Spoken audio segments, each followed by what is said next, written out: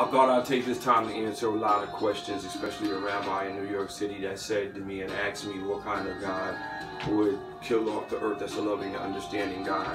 And Hebrew brother Dave Castle of London, England, thought that the truth never hides, Luke 8:17 would be the appropriate title. So the truth never hides, Luke 8:17, for it states, anything that is hidden shall not be disclosed, and anything that is concealed shall be brought out to the open. That is Luke 8:17. And we find, before I get into that scripture and the meaning and what's coming out into the open and what we're seeing, the answer to the rabbi's question is Yahweh is a loving, caring God, and they're correct. Totally correct. Because he would never do anything like that. Which is why, if you believe like I believed and knew the whole truth and accepted that truth, you would have a good understanding that it's Yeshua the Messiah that's coming to do it. He's the one that the keys of the kingdoms of heaven and hell have been handed to. He is the one that is going to do the dirt of all dirts toward evil. Now, trick and trade to that is that Yahweh knew that this one nation, race, and color was going to get treated a certain way. Those who believe and accept that these people are being accepted by God. Those who believe and have faith and show by works and actions, because he knew there was going to be a separation. This whole time this world has been set on the biggest delusions and illusions and perceptions of what things are. Do you understand that the Kabbalah and the Talmud all have the King Anunnaki Egyptian ways? They don't believe in hell, all right, but they believe in heaven. You can't have one without the other. They believe that they get a timeout in hell, all right, they stay there, they have to go through some couple of things in the whole 9 yards, and then they get to go to heaven. It's like walk through these doorways, they say, and then you know, for those that were bad, and they get to heaven. So they technically feel like whatever they do on earth, it's not going to make a difference anyway, because they still get to walk through these doors, go through a little timeout, and go to heaven. Let me tell you something for you all who don't know. That same theory that they just said is the same daggone theory that King Akhenaten and the Egyptian used when they were in the boat and the death of Hades, and they had to roll through the spirits. But these people just changed, these same Egyptians just changed it up, because that's what they are. Because the haplogroups all are together. There's only one special set of E's that came out of the A1s and all that stuff from this bloodline that never, ever broke off and did all that other stuff. But I'll have to show you that on another thing.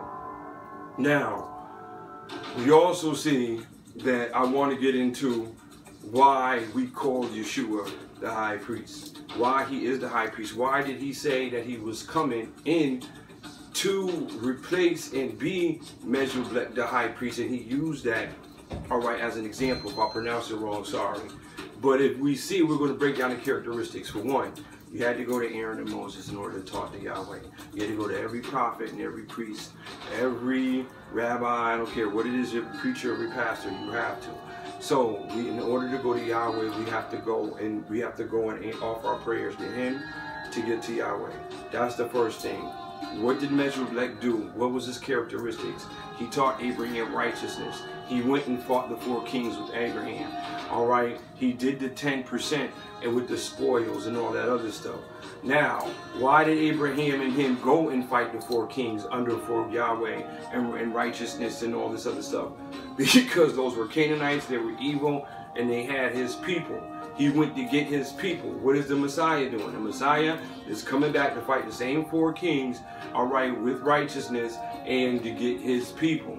Now, do you see the characteristics? A lot of people don't see that analogy, but Yeshua told you that. And the other thing that I would like to break down is that it states the Gentiles must have their fulfillment. They must trod in the land of Jerusalem. So when we're finding out that we're the real people and then we're over here, that means that them trod in the land and everything that's being fulfilled as far as the laws, the separation, and what's going on is being fulfilled. And we're already seeing it. Now, how do we know that because some people get the scriptures mixed up where it says that we have to be in Jerusalem and all this other stuff. No, we do not. We're supposed to be in the mystery Babylon and the whole 9 yards when this stuff happened. Why? Because when we get back into Jerusalem, there will be no peace, there'll be no more warrant, there'll be no nothing. He's going to take us up out of here, handle his business, everybody's going to be finished, and then we go back to Jerusalem.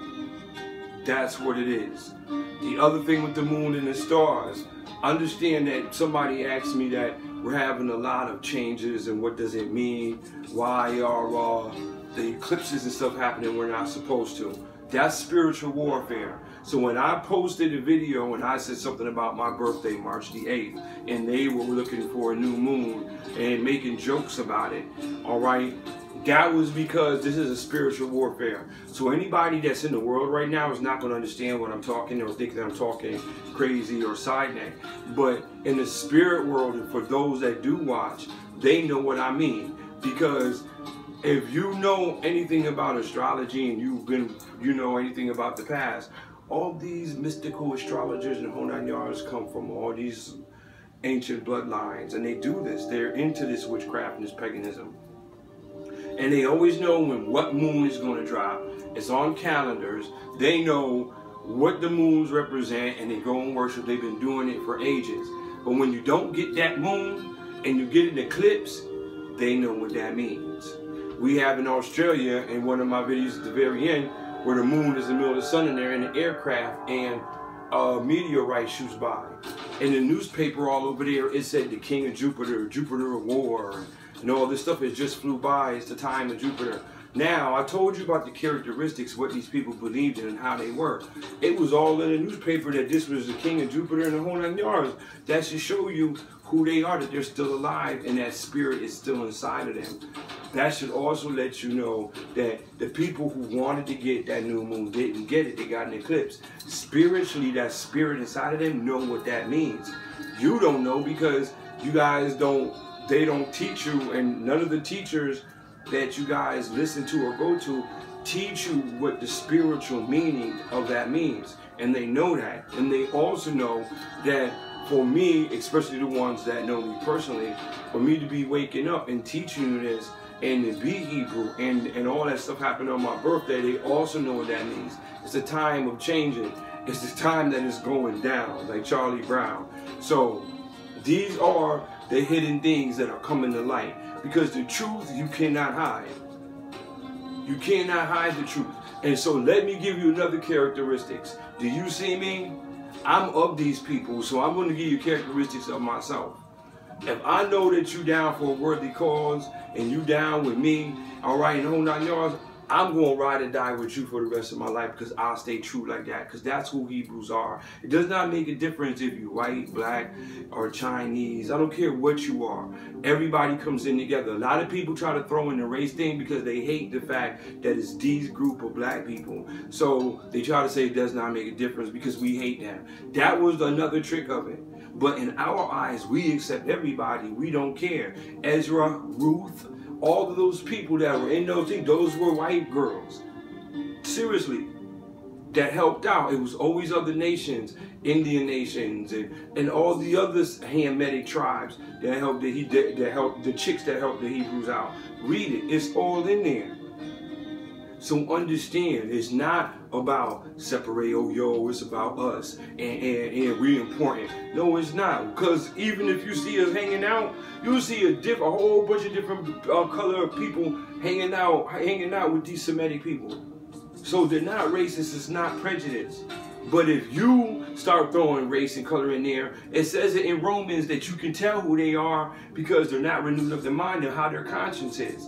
Because they're always trying to say, oh no, don't make it about, what you mean don't make it about that? That was another mystery, all right? You've been throwing delusions. They got the delusion thinking it was the Jupiter king. Then the other people thought they was going to get the new moon and worship, and they got an eclipse. See, Yahweh is giving all of the spiritual world what they think they have, another sign and interpretation, because it's about to go down.